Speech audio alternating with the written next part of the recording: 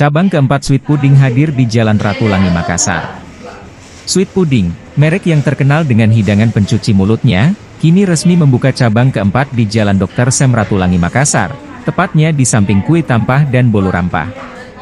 Grand opening yang berlangsung hari ini disambut antusias oleh masyarakat Makassar, yang tampak memadati outlet baru untuk menikmati berbagai varian puding dengan diskon spesial. Supervisor Outlet Sweet Pudding Cabang Ratulangi, Ratih Alfiah, mengungkapkan bahwa pembukaan cabang baru ini bertujuan untuk lebih mendekatkan produk sweet pudding kepada para pelanggan setianya.